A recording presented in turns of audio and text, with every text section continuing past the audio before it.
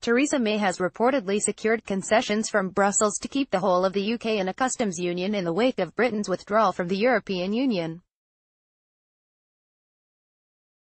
The agreement reached would prevent the need for Northern Ireland to be treated differently from the rest of the UK, a main stumbling block during Brexit negotiations. The secret deal would avoid the need for an Irish backstop and will be written into the legally binding deal, according to the Sunday Times. However, Downing Street has poured cold water on the report, calling it speculation. The EU has reportedly suggested a backstop post-Brexit customs arrangement covering all of the UK could give mainland Britain some scope to set trade rules.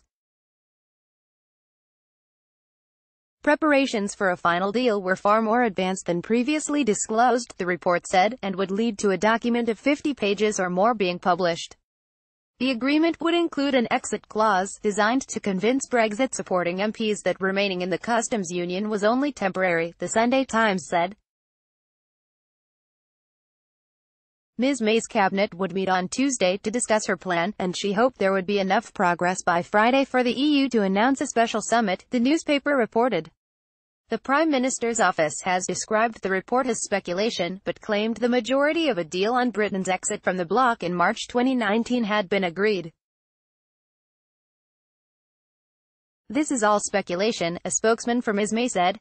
The Prime Minister has been clear that we are making good progress on the future relationship and 95% of the withdrawal agreement is now settled and negotiations are ongoing. What is a no-deal Brexit? Meanwhile, more than 70 business figures are calling for a public vote on the final terms of Britain's exit from the European Union, warning that the country faces either a blindfold or a destructive hard Brexit, the newspaper also reported.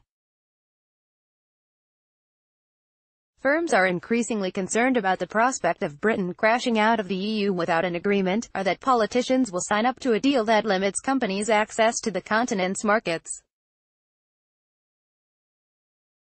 A new group called Business for a People's Vote, which includes Justin King, former boss of the Sainsbury's supermarket chain, and John Neal, head of the car parts supplier Unipart, is to be launched as campaigners raise the pressure on politicians.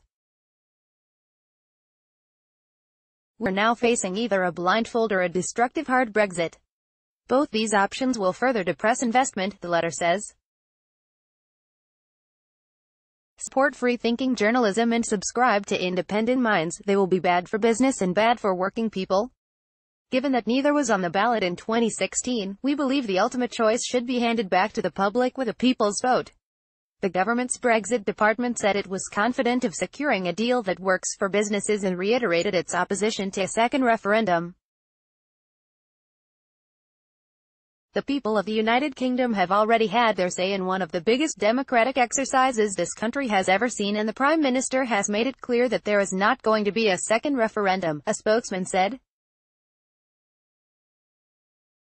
Additional reporting by Reuters. The Independent has launched its